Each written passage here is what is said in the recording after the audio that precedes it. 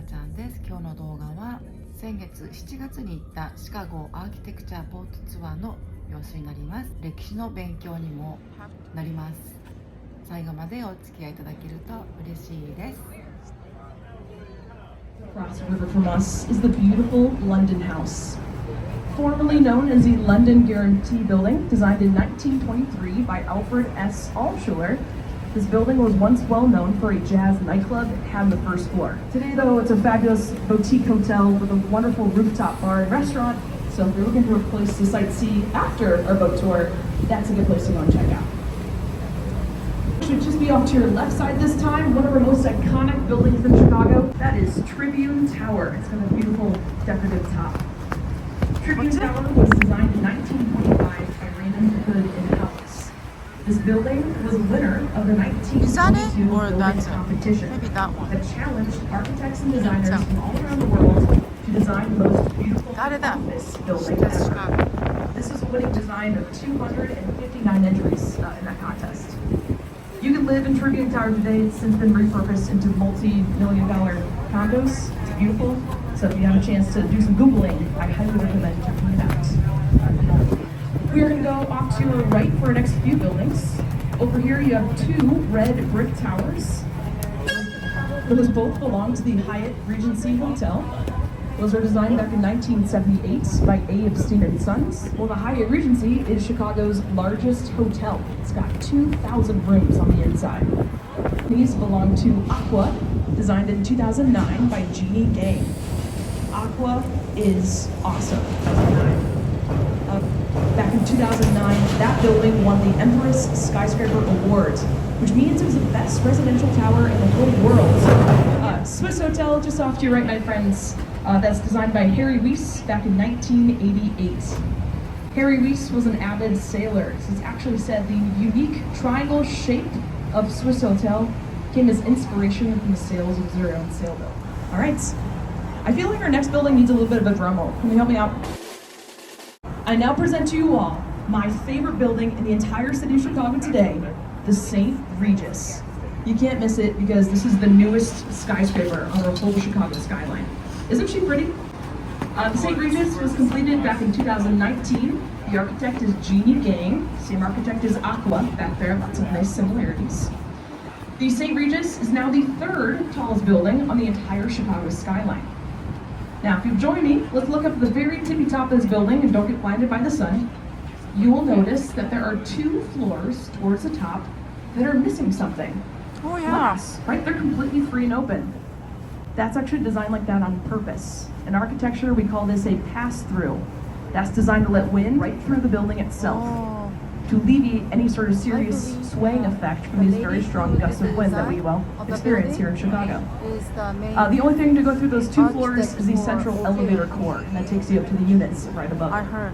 Multi-million-dollar penthouses, in case you're curious. The St. Regis also holds another very impressive title.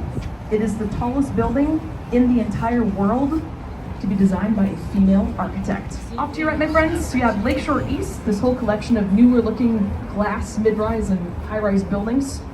Lakeshore East here is pretty much brand new. It's this huge kind of residential development right here. This very boat tour about 30 years ago. This whole space off to your right was once a 9-hole golf course. Back in the 1830s and 1840s, Chicago was experiencing massive growth in our population. With so many people moving here, we were running into a bit of a problem back then. We had no place to put all of our trash, all of our garbage. So the easy solution back then was to toss all that trash directly into the river. And when I say trash, I mean just about everything. Animal carcasses from the stockyards, fecal matter, industrial waste, dead bodies, you name it. We tossed it all right in this river. That was not a good idea for a number of reasons. But the worst reason is that this river back then had a very natural flow that went directly out and into Lake Michigan, right over there. The lake back then, like it is today, was our main source of drinking water. So you might sort of start to go with this. As early as the 1840s, about 10% of the population every year was dying from diseases like typhoid and cholera. So we had to do something about it. And our solution was we are going to reverse the entire flow of the Chicago River. 見てるよ。 Now, how the heck do you do such a thing? 暑くなったらおい We で。 dammed off large sections of the river 暑くなっ behind たらおいで。 us, stopping the flow 暑く completely な in ったらおい some で。 areas. Then we dug a separate canal 15 feet deeper than the 22-foot depth of the river itself. That separate. はいよ、貴重な写真を見つけたので拝借しました。当時こんな風に手作業だったのですね。気の遠くなる作業だったことと思います。この運河作りの歴史をものすごく分かりやすく説明している動画も見つけたので概要欄に貼っておきます。ちなみにこのシカゴ運河で技術を磨いたエンジニアたちはパナマ運河の建設にも携わったそうです。 Island is just off to your right, the Trump International Hotel and Tower. It's 2009 Adrian Smith. Tops out at a whopping 1,389 feet. The name Adrian Smith might sound familiar to some friends in the boat too. He's the same architect that designed the current world's tallest building, the Burj Khalifa. It's in Dubai, roughly the one of about 2 Trump towers stacked on top of each other. Adrian Smith is from Chicago. The corn-cob towers are the most photographed buildings in the whole city of Chicago today. It's no wonder why. Officially known as Marina City, designed in 1964 and 1967 by Bertrand Goldberg and Associates. These are the first 2 residential towers built directly north of the Chicago River. Kind of gross. Harry Weiss, same architect that did that massive renovation, also designed these 4 townhomes off to your left. These are called the Chicago River cottages. Aren't these cool?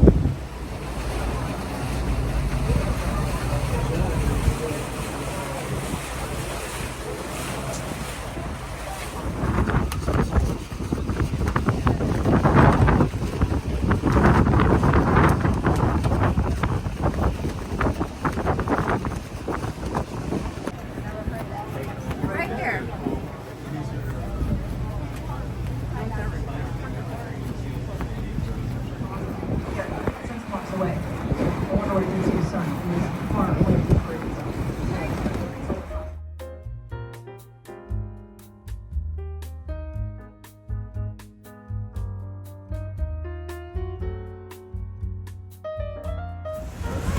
'Building that right there on Roll Top, and it might